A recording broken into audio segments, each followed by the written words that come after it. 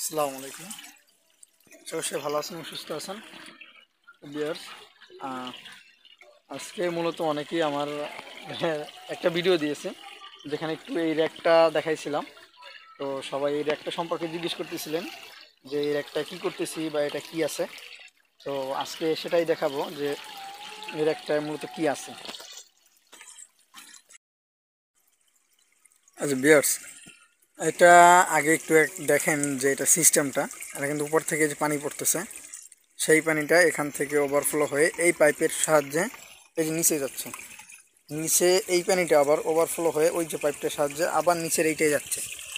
হ্যাঁ, এইটাই পড়তেছে।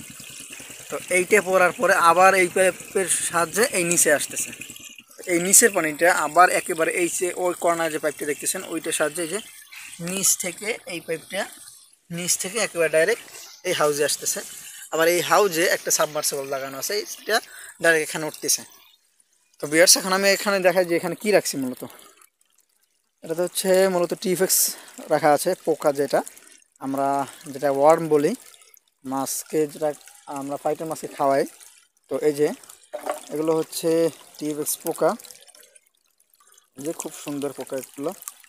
হ্যাঁ, তারপর এই যে এখানে আছে, এই যে ঠিক আছে।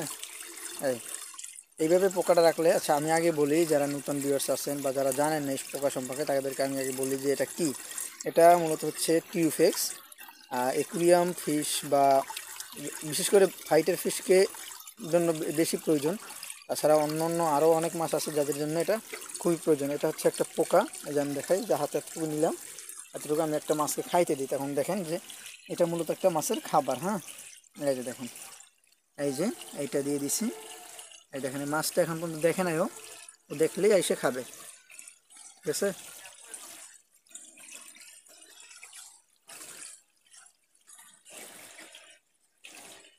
এই দেখছেন, ও মাছটা কিন্তু পোকাটা খেয়ে ফেলছে। মূলত এই সাইড থেকে রৌদ্র পড়তেছে, তো যার কারণে একুরিয়ামে ভালোভাবে ভিডিও হচ্ছে না। তো এটা হচ্ছে টিফিক্স পোকা।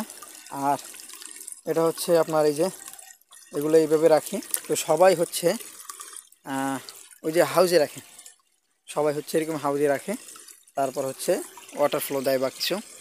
আর আমি যেটা করলাম যে এই র্যাকটায় এইভাবে রাখছি। তো এইভাবে রাখার যেটা আপনি বেনিফিট পাবেন সেটা হচ্ছে এই যে আপনি একটা জিনিস দেখেন যে এখানে পানির হাইট কিন্তু এই যে এতটুকু, জাস্ট এতটুকুই। হ্যাঁ, দেখছেন পানির হাইট কতটুকু, জাস্ট আমার এই আঙ্গুলটা ডুবছে। হ্যাঁ, এর বেশি না কিন্তু, এই যে এতটুকু জাস্ট হাইট। তো পোকার ক্ষেত্রে মূলত আপনার পানির হাইট প্রয়োজন হয় না বা পানির ভলিউম বেশি প্রয়োজন হয় না। ওদের যেটা প্রয়োজন হয় ওদের স্রোত প্রয়োজন হয়। হ্যাঁ, আপনি যদি স্রোত দেন, মনে করেন পোকার গায়ের সাথে উপরে এতটুকু পরিমাণ পানি থাকবে, তাইলেও হবে।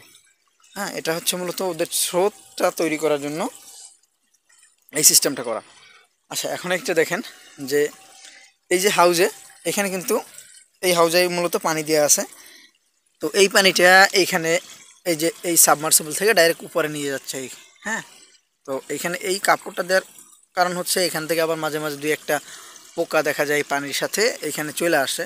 তো সেটা পানিতে পড়ে সাবমার্সিবলের ভিতরে না যায়, সেজন্য এই কাপড়টা দেওয়া, যাতে ওইটা আটকাইতে পারে আর কি। হ্যাঁ, তো এইটা মূলত এই জন্য এই পানিটা ডিরেক্টলি এখানে উঠতেছে। এখানে ওঠার পরে হচ্ছে আমি এখান থেকে আবার এই পাইপ দিয়ে ঘুরাইছি। হ্যাঁ, দুই সাইড থেকে ঘুরাইছি। এটার কারণ হচ্ছে যে আমার এই সাবমার্সিবলটা 75 ওয়ার্ডের। তো ওরে যদি আমি দেখা যায় যে সোজা এইখান থেকে পানিটা ফালাই, তাহলে পানিটা এত পরিমাণে ফোর্সে আসে যে পানিটা ওভারফ্লো হয়ে পড়ে যায় আর কি। এই পাইপ থেকে যাওয়ার সময় দেয় না, এত পরিমাণ পানি উঠে, অনেক হিউজ পরিমাণ পানি উঠে এই সাবমার্সিবলটা। হ্যাঁ, একটা মোটরের মতো কাজ করে।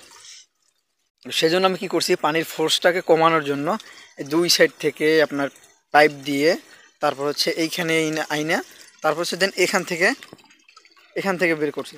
বাট এইখান থেকে যখন বের করছি তখনও দেখি যে পানির ফোর্সটা আরও জোরে হয়। এই যে আমি দেখাই এখানে খুইলা, এই যে দেখেন এইখানেও কী পরিমাণে যায়। যখন আমি এটা খুলে দিই তখন এই দেখেন পোকা টোকা একেবারে পুরো আউলেই যায়। হ্যাঁ, পানির ফোর্সের কারণে যে পোকা টোকা পুরো আউলেই যায়। হ্যাঁ, দেখেন বিয়ার্স, এইটা যখন খুলে দিলাম পানির ফোর্সটা এত পরিমাণে, এই যে দেখেন আমি আপনাদের আসলে বাহির থেকে রৌদ্র পড়তেছে যার কারণে বোঝা যাচ্ছে না। পোকাটা আর কি একেবারে পুরো সব ওর যে দলা ছিল, দলা আর থাকে না, একেবারে সব আর কি ভেঙে ফেলায়, পানির ফোর্সটা এতটা হয়। তো যার কারণ হচ্ছে কি আমি এখান থেকে দুইটা ইয়া দিয়ে দিছি একটা। তো যার কারণ হচ্ছে এই ফোর্স কমানোর জন্য আমার এই পাইপগুলো এগুলো অ্যাড করতে হয়েছে। হ্যাঁ, তো এখান থেকে যখন আপনি এই পানিটা যখন এখান থেকে পড়তেছে আর ওই এইখান থেকে টানতেছে, অতএব কিন্তু এখানে একটা খুব ভালো স্রোত তৈরি হচ্ছে, যেই স্রোতের পানিটা আবার যে এই নিচে যাচ্ছে, নিচে ওই যে দেখেন এখানে পড়তেছে। তো পড়ার কারণে তারপর হচ্ছে আবার ওই পাইপ থেকে টানতেছে, তখন এখানেও একটা স্রোত হচ্ছে। তো সব মিলিয়ে দেখা যায় এখানে একটা স্রোতে থাকে সব সময়। তো যার কারণে পোকাগুলো খুবই ভালো থাকে। এই যে দেখেন মানে স্রোতটা দেখছেন। আর পোকাটা দেখেন এই যে নিচে কত সুন্দর দলা হয়ে পড়ে আছে। আমি একটু দেখাই, এই যে দেখেন কত সুন্দর দলা হয়ে পড়ে আছে। হ্যাঁ, আর এইভাবে পোকা রাখলে অনেকে পোকা নিয়ে রাখতে পারে না। এই যে দেখেন নিচে কোনো মরা পোকা নেই। হ্যাঁ, এই দেখেন পোকাটা উল্টাই দেখে, এই দেখেন একেবারে ফ্রেশ, নিচ পর্যন্ত ফ্রেশ থাকে। হুম, তো অনেকে টিউফেক্স পোকা মোড়ে আর কি টিকে রাখাটাই খুব বড় মুশকিল। বাট এইভাবে যদি রাখেন তাহলে দেখা যায় যে আপনি কোনো পোকা মারাই যায় না। এখন পর্যন্ত আমি একটা বানাইছি পর থেকে এখন পর্যন্ত আমার কোনো পোকা মারা যায় না। ঠিক আছে। আচ্ছা, আর এই যে র্যাকটা, এই র্যাকটা কোথায় পাবেন আপনারা? এই র্যাকটা কিন্তু নিচে এই যে তলায় যে ছিদ্র, এটা কিন্তু ছিদ্র নেই। হ্যাঁ, আপনারা সচরাচর যে র্যাকগুলো দেখবেন সেগুলো কিন্তু তলায় তো ছিদ্র থাকে, আর এই র্যাকটা কিন্তু তলাতে ছিদ্র নাই, ছিদ্র ছাড়া। এখানে আপনি যদি শুধু পানি দিয়ে রাখেন তাহলে পুরো পানি থাকবে। হ্যাঁ, আপনি মাছ ব্রিডিং করানোর জন্য এরকমের করা যায়। ঠিক আছে। তো এটা কিন্তু ছিদ্র ছাড়া র্যাক, হচ্ছে একটা আরএফএল এর র্যাক। আরএফএল কোম্পানির এই র্যাক পাওয়া যায়। আমি এই র্যাকটা সংগ্রহ করতে আমার প্রায় ঢাকা পর্যন্ত যাইতে হয়েছে, আমাদের এই অঞ্চলে পাই নেই। তো এই হচ্ছে মূল সেট আপ। তো এই সেট আপের সাথে আরেকটু সেট আপ অ্যাড হবে, যেটা এখন পর্যন্ত আমি সময়ের কারণে করতে পারিনি।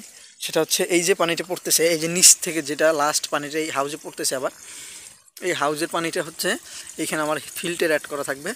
এই ফিল্টারে পড়বে, তারপর হচ্ছে দেন আপনার ওই পাথরের লেয়ার থাকবে, পাথরের লেয়ার হওয়ার পরে কয়লার লেয়ার থাকবে, তারপর হচ্ছে কটনের লেয়ার থাকবে, তারপর হচ্ছে দেন পরিষ্কার হয়ে পানিটা এখানে যাবে। এই পরিষ্কার পানিটা আবার উঠাবে। এরকম যদি করে দিই বা এই ফিল্টার অ্যাড করে দিই, তখন দেখা যায় যে একই পানি আপনি প্রায় 5 দিন 7 দিন পর্যন্ত ইউজ করতে পারবেন। আর এখন এই একই পানি যাচ্ছে 2 দিন বা 2.5 দিনের মতো যায়, তারপর হচ্ছে পানিটা চেঞ্জ দেওয়া লাগে।